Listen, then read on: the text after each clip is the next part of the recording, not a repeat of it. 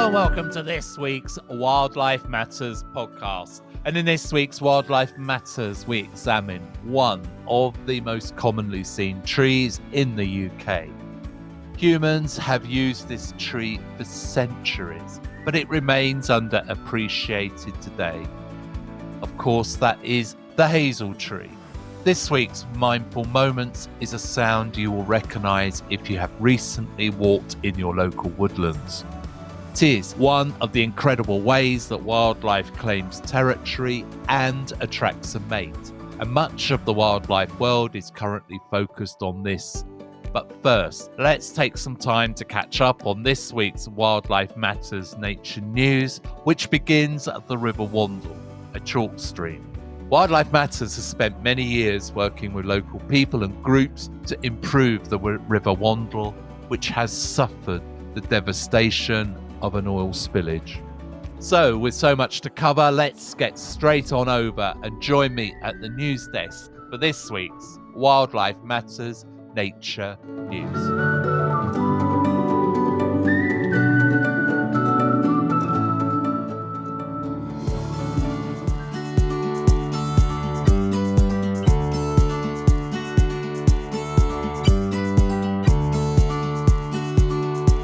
Hello and welcome to this week's Wildlife Matters Nature News. And we start off with two stories actually that are very close to our hearts here at Wildlife Matters. And that is the story of 4,000 litres of diesel being spilt into the River Wandle.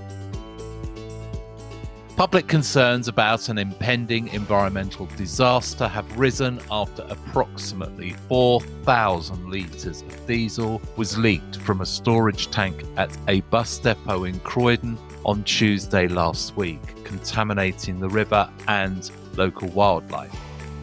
The diesel is believed to have entered the River Wandle in Thornton Heath, which will have a negative impact on wildlife and water quality from Wallington through to Wandsworth. Reports indicate that birds have been coated in oil, making it difficult to clean themselves and to survive in the polluted water. Emergency response teams from the Environment Agency are working to contain the spill.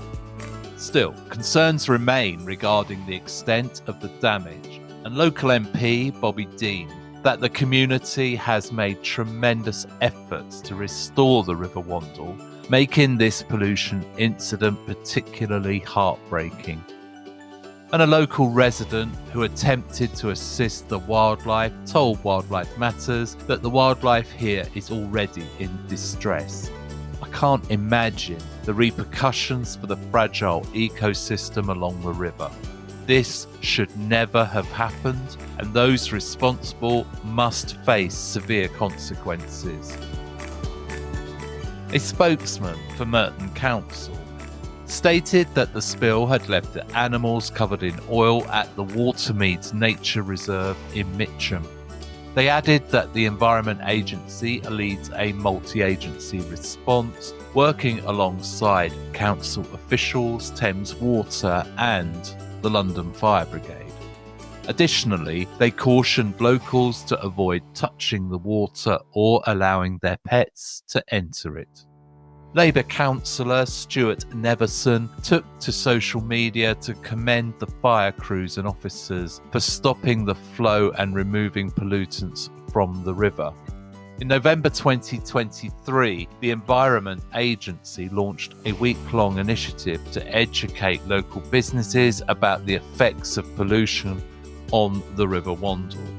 Tom Hazel, project manager and environmental officer, noted the diffuse pollution from industrial estates poses a serious and ongoing issue in the area.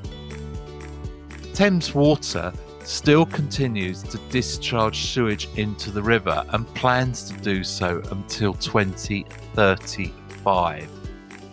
In the 12 months leading up to December 2023, 13 pollution incidents in the River Wandle resulted in more than 25 hours of raw sewage discharge. In August 2022, social media users shared images of the River Wandle running brown due to the release from a nearby sewage works. And residents reported that back in 2009, the river had turned milky with dead fish scattered throughout the area.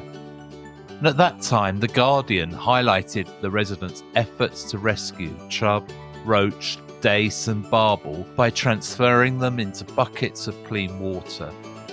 But tragically, they were too late. Although one man managed to save several large eels, they ultimately succumbed to bleeding through their gills. Local Labour MP Siobhan McDonough has called for accountability following this significant environmental crisis involving the 4,000 litres of diesel spilling into the River Wandle. The MP for Mitcham and Morden stated on social media that she contacted the Environment Agency to understand the circumstances of the leak. While the Environment Agency is present on site, the long-term effects of the environmental disaster remain uncertain. McDonough expressed her deep concern about the potential impact on wildlife, particularly in and around the Watermeads Nature Reserve, and she noted that a coordinated response team has been established to manage the spill and expedite cleanup efforts. In a statement to Wildlife Matters, McDonough mentioned that various absorbent materials have been deployed in the river to soak up the diesel, and she vowed that once containment is achieved, she will ensure that those responsible are held accountable for their actions. She also said that we need to identify the responsible parties for this spill and hold them accountable, but our priority right now must be limiting the environmental damage. After the containment efforts are complete, the Environment Agency will send their ecologists to assess the spill's impact on the local wildlife, followed by a review to identify the responsible parties. The incident is not the first case of pollution affecting the River Wandle. Industrial waste has frequently been released. Our second story on this week's Wildlife Matters Nature News is when Wildlife Matters went to the River Wandle, which is a site we work on, and this is our own report from that visit. According to officials, thousands of litres of diesel have been spilt into the River Wandle, a rare chalk stream in South London. The Environment Agency believes diesel entered the river through surface water drains, impacting on wildlife and ecosystems. The river is home to wildlife such as brown trout and kingfishers. A spokesman for the Environment Agency told Wildlife Matters that officers were immediately dispatched to the River Wandle upon receiving reports of an oil spill so they could minimise damage to the local environment and wildlife. They said that they have been working with the London Fire Brigade and we have implemented measures to stop the leak. The spill, believed to have originated from a storage tank at a nearby bus depot, is expected to impact the Wandle from Beddington through to Wandsworth over the coming days. We are currently gathering evidence and assessing the environmental impact for our investigation. The pollution source is suspected to be the bus depot at Thornton Heath, Croydon.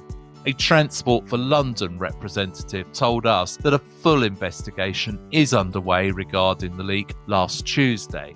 Protecting the environment is fundamental to everything we do, and we're working closely with the Environment Agency, the London Fire Brigade and Merton Council to limit the environmental impact. Any pollution in London's waterways is entirely unacceptable, and we will play our part in addressing river pollution from both the roads we manage and our vehicle fleet, the spokesman said. The River Wandle flows 9 miles from its source at the Thames. It became heavily industrialised from the 17th through to the 19th centuries, resulting in severe pollution. According to the South East Rivers Trust, the waterway was considered ecologically dead for many years. However, in recent years, significant efforts have been made to clean up the river, which is now a popular walking trail. And the river is home to species such as brown trout, a key species for chalk streams that were reintroduced. But the Wandle and surrounding habitats also includes kingfishers, damselflies, bats, and other wildlife species, including a variety of waterfowl. Chalk streams are a globally rare habitat, primarily found in England. They face various threats, including climate change, excessive water abstraction, and pollution from farming, urban runoff, and sewage. The National Trust, which manages nearby Morden Hall Park and the Watermead Nature Reserve, said they had awareness of a significant diesel spill that had entered the Wandle upstream from the park. A spokesman for the National Trust told Wildlife Matters, "We are closely monitoring the wetlands within the park and at the Watermead Nature Reserve for any visible impacts on the wildlife and the rare habitats.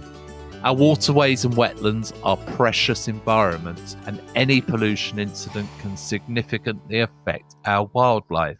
Our teams are collaborating closely with the Environment Agency to ensure the site can recover as quickly as possible." And the third story on this week's Wildlife Matters Nature News is that the UK government has announced that avian influenza, commonly known as bird flu, has now been confirmed in grey seals along the North Norfolk coastline. This update comes from DEFRA, the Department for the Environment, Food and Rural Affairs, which closely monitors the country's bird flu situation. In addition to the seals, several wild birds in the same region have also tested positive for the disease, raising concerns about the potential for interspecies transmission. DEFRA has confirmed that mammals, such as seals, interacting closely with infected wild birds or are in contaminated environments can contract avian influenza. In a statement to Wildlife Matters that feels a deliberate distraction, DEFRA said that the number of grey seals affected has not exceeded the typical annual mortality rates for that particular site. When asked what the annual rates have been in the past, they declined to comment. It concludes that it is important to note that at this time, no evidence indicates an increased risk to other non-avian wildlife species, and the situation remains under a continuous review as authorities remain vigilant. In a related development, the government reported on February the 19th that 3 new cases of avian influenza had been identified in poultry on commercial farms in East Yorkshire.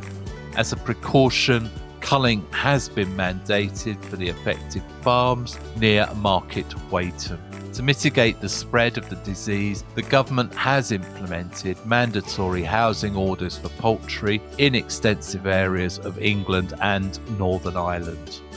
This is part of a broader strategy that includes biosecurity measures which have been enforced under the Avian Influenza Prevention Zone, or an AIPZ, and have been active in England since January 2024.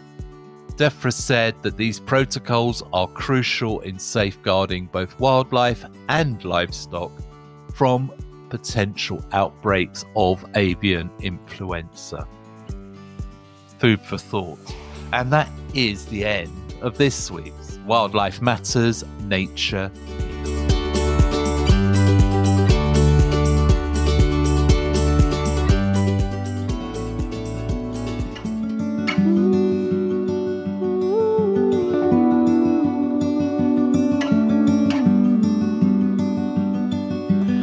News this week from the River Wandle is difficult. Wildlife Matters has worked on the River Wandle initially as a volunteer and more recently with water quality survey volunteers, so this story hits us hard. To see the waterfowl like mallards and coots coated in diesel fuel is genuinely heartbreaking, and the timing, just as the birds are nesting and the fish are spawning. This oil spill will have a devastating impact on the wildlife that call the river home, as well as destroying biodiversity within the many and varied habitats that are the River Wandle.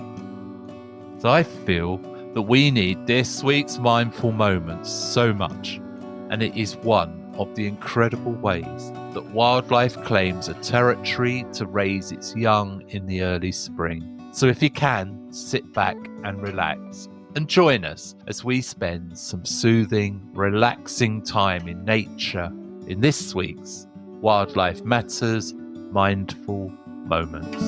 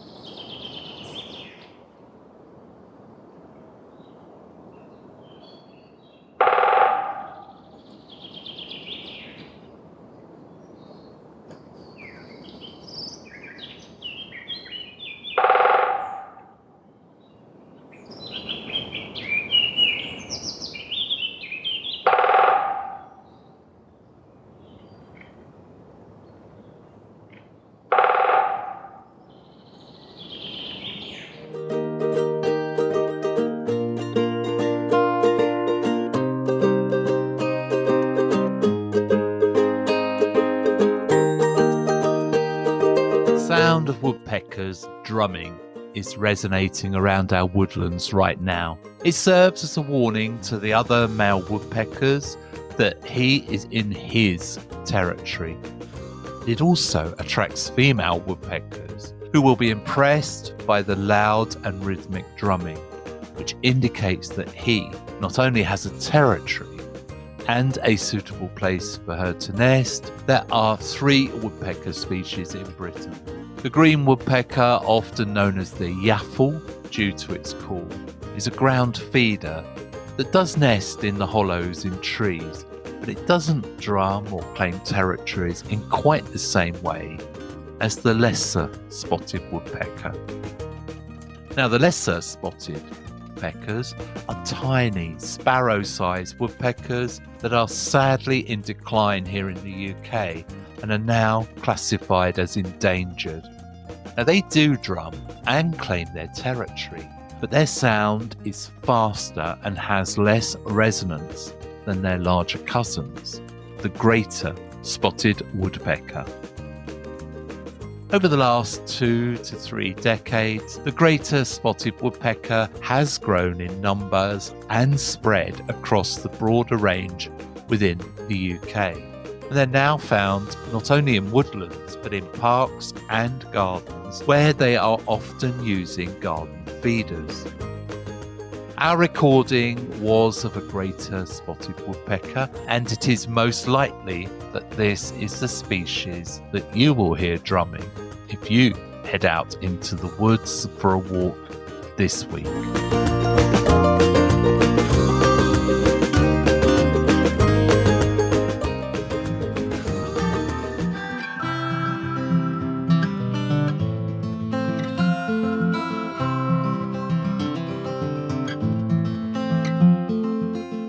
Now it's time for this week's Wildlife Matters main feature, where we are looking at one of the most commonly seen trees in Britain, especially now in late winter, as they have the male flowers, or catkins, hanging from their branches, providing a splash of yellowy green colour to the woodlands before the leaves have come out on the hazel, or indeed any of our other deciduous trees. So welcome to our local woodland as we set off on a journey to discover a hugely underrated tree that has played such a vital role for our ancestors and still helps our lives today in so many ways, and many that we may not even know about. So here it is. This week's Wildlife Matters main feature looks at the wonderful hazel tree.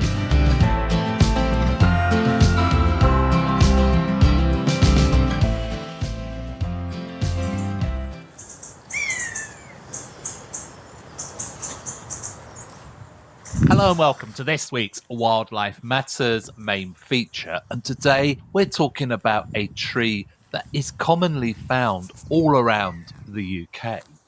It's known as the common hazel, or Corylus avellana. The common hazel prefers non-acidic, moist soil and is usually found in parklands, hedgerows and woodlands, where hazel forms the understory. It is a native deciduous tree from the Betulaceae family, which includes 6 genera of deciduous nut-bearing trees. An uncoppiced hazel can grow up to 12, maybe even 15 metres in height and can live for up to 80 years. However, when coppiced, hazel can thrive for several hundred years. Bark of a hazel tree is smooth, with yellow pores, and usually it's light brown. It becomes slightly darker with age, especially if it's been left uncoppiced. The leaves of hazel are broad, almost circular, and distinctively tipped. The underside of the leaf has tiny, soft, downy hairs, while the outer edge is slip-toothed and serrated. Hazel trees are monoecious, meaning each tree has both male and female reproductive parts. However, they require pollen from another hazel tree for successful pollination and are primarily pollinated by the wind. The male catkins emerge ahead of the leaf cover, often in January or February, and hang in clusters towards the end of the tree's branches. A single catkin can have over 200 unisexual male flowers and will drop off the tree after it's released its pollen. The female flowers are red and tiny and found in a flower bud on the branch above the catkin. Each flower has 2 crimson stigmas that stick out at the top, and it's these stigmas that are receptive to the pollen that's released from the male catkins. Once pollinated, each flower bud develops into a cluster of 1 to 4 hazelnuts. The hazelnuts can be seen from late summer until they're fully ripened in the early autumn. They may start to fall in September as they darken a little, developing a woody brown shell.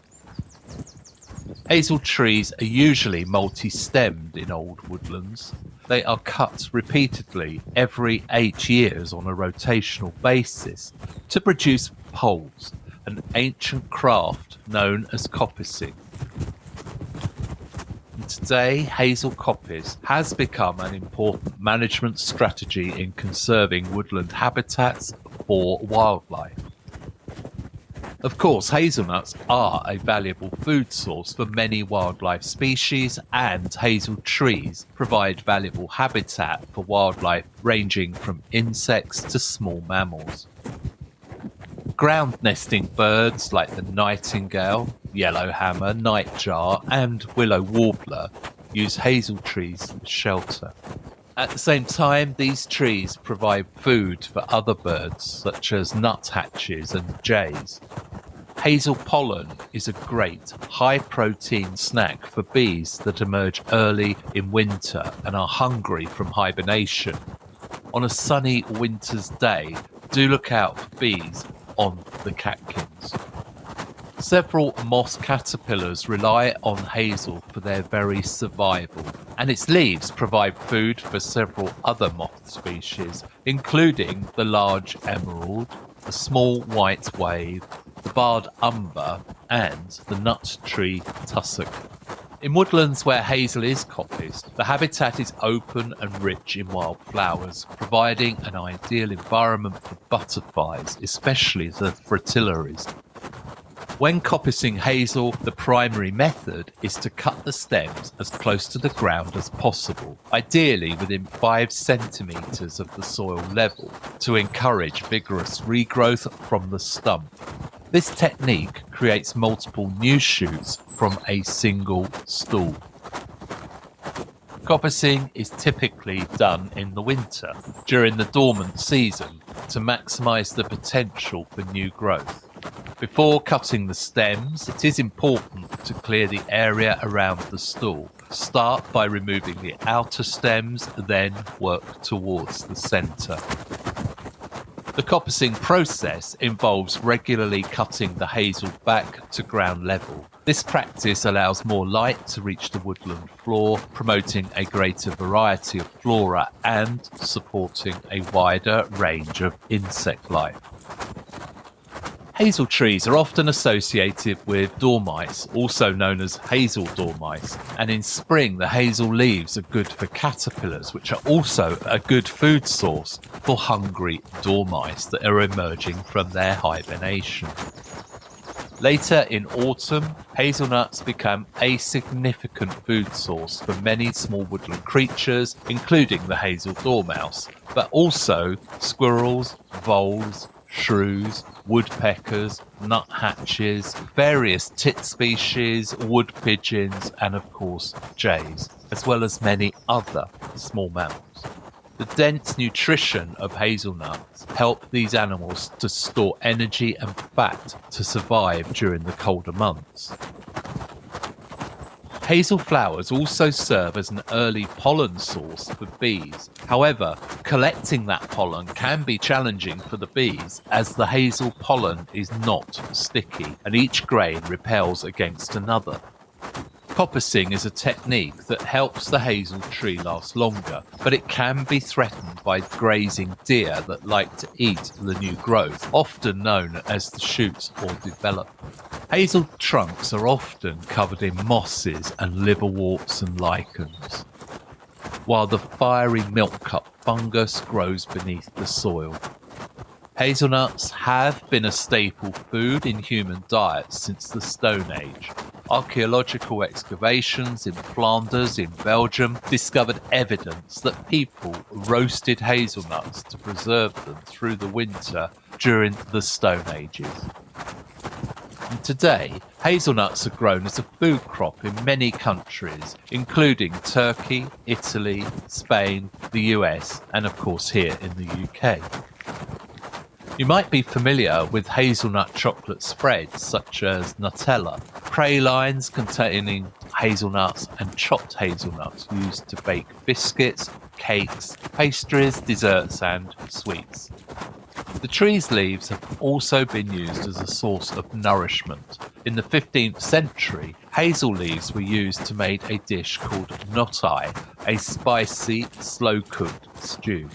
And in 18th century Scotland, people ground hazel leaves to make flour, to make biscuits and bread, whilst in Slovakia, dried catkins were used to be ground into flour. According to some sources, hazelnuts can contain 15% protein.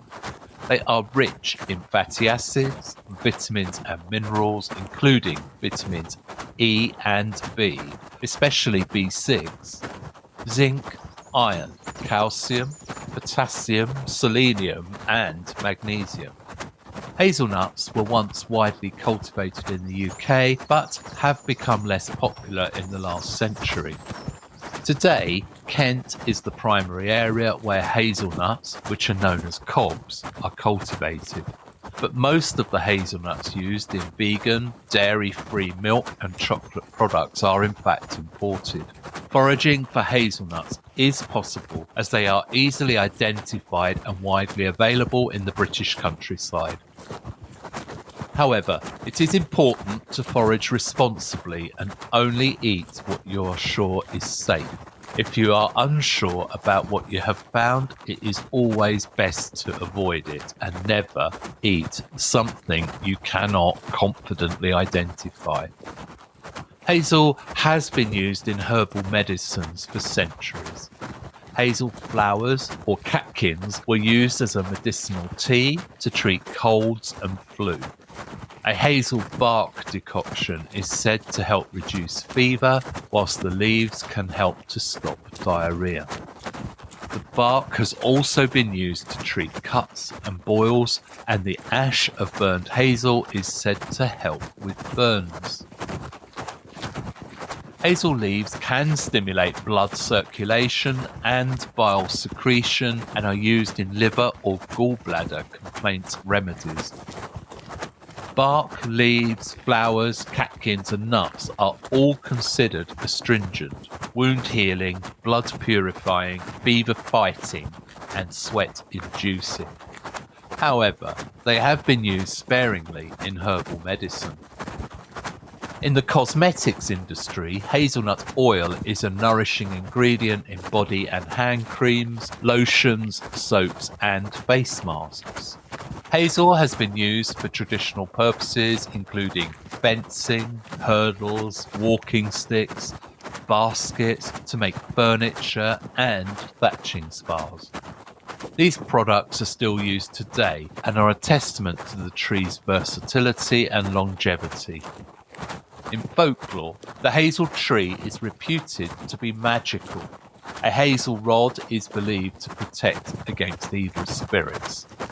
And historians have also noted that hazelnuts were once worn as charms, thought to bring good luck and to ward off rheumatism symptoms. During the medieval era, the tree was believed to boost fertility, to bring luck and crop growth in the upcoming year, and to enhance the fertility within the community. In Celtic folklore, the hazel tree is associated with the goddess Brigid, believed to bring divine inspiration. The forked branches of hazel were, and still are, used for dowsing. An ancient belief is that the protective qualities of hazel made into a staff was the accessory of choice for pilgrims, shepherds, and other countryside wanderers. The air surrounding hazel trees is said to be magically charged with quicksilver energy of exhilaration and inspiration. The hazel tree is a significant part of our culture and mythology. Hazel wands were considered magical and used to make and grant wishes. The Norse god Thor regarded the hazel as the tree of knowledge, while in Welsh and Irish folklore it was believed to be a fairy tree. Hazel was also found near holy wells and associated with Tara, the ancient seat of Irish king. The legendary Irish warriors, the Fianna, used hazel sticks and shields to defend themselves. The word cull, Scottish for hazel, is part of many place names, including the island of Cull, Barcaldine in Argyll and Colton Hill in Edinburgh. The hazel is the clan badge of the clan Cahoon. In the Ogham tree alphabet, it represents the letter C. The phrase, in a nutshell, comes from the belief that hazelnuts contained bite-sized wisdom. The hazel tree is so underrated today. It provides food and shelter for wildlife and is an excellent source of protein and vitamin-rich food for humans and wildlife. Hazel wood is commonly used to make woven baskets, fence hurdles and walking sticks, while the thinner branches serve well as bean poles and garden plant supports. And of course, it is also a beautiful tree and an essential part of the understory of a native, broad-leaved woodland. And that's the end of this week's Wildlife Matters main feature, where we've looked at the common, but also incredibly special hazel tree.